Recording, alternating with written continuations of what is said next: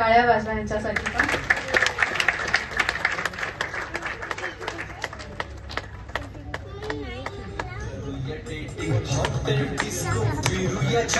Personal आता करूया meeting.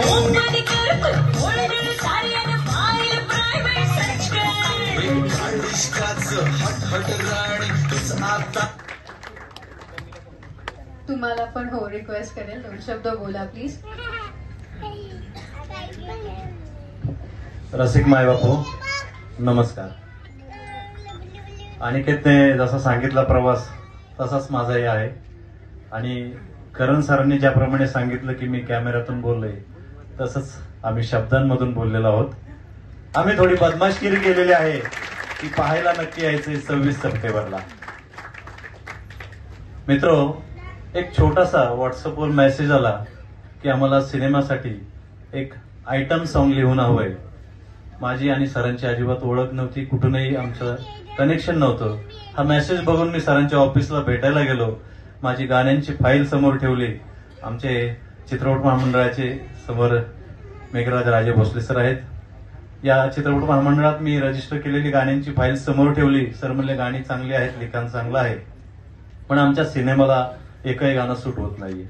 हरकत नाही म्हणलं, मला सिनेमाची गाण्याची सिच्युएशन सांगा, मी तुम्हाला लिहून देतो. 8 दिवसांचा अवधी घेतला. सरांनी मला सगळा क्रायटेरिया दिला, या पद्धतीने गाणं हवंय.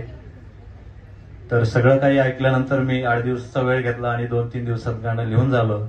रात्री 1:30 वाजता गाण्याचे शब्द सुचले, झोपेतून उठलो आणि डायरी घेऊन लिहिली. आणि 2 दिवसानंतर सरांना भेटलो. ते गाणं होतं टच कर टच कर. आणि या गाण्याचे शब्द त्यांच्या काळजाला टच झाले आणि मला सिनेमाची सगळी गाणी लिहिण्याचं, दोन्ही गाणी लिहिण्याचं भाग्य मिळालं. एक छोटासा गीतकाराला त्यांनी मला या पडद्यावर आणलेला आहे.